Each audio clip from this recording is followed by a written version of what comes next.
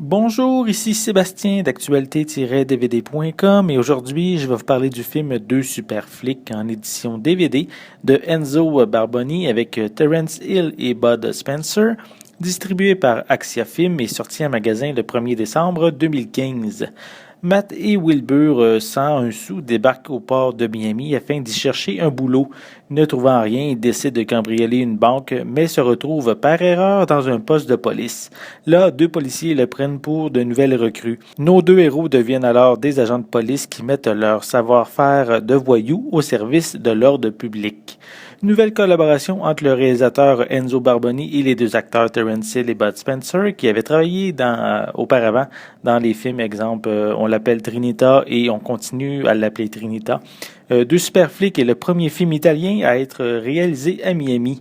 Terence Hill et Bud Spencer sont déjà à cette époque un tandem bien rodé car ils avaient déjà tourné une dizaine de films ensemble. Terence Hill s'amuse à jouer le petit futé tandis que son collègue Bud Spencer interprète un gros balourd grincheux.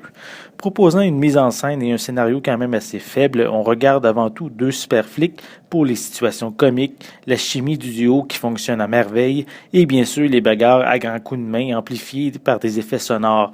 Et dans ce film-ci, on est servi grâce à de nombreuses scènes sur le quai du port, dans un restaurant, dans un stade de football et également la scène finale dans la salle de bowling où les méchants passent vraiment un mauvais quart d'heure. Le rythme est soutenu à chaque instant et la musique qui se répète tout au long du film est drôle, marquante et nous reste vraiment dans la tête.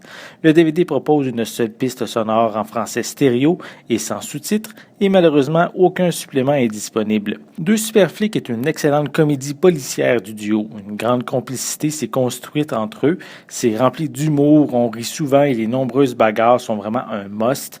Un divertissement encore irrésistible presque 40 ans plus tard. C'était Sébastien, merci et bon visionnage.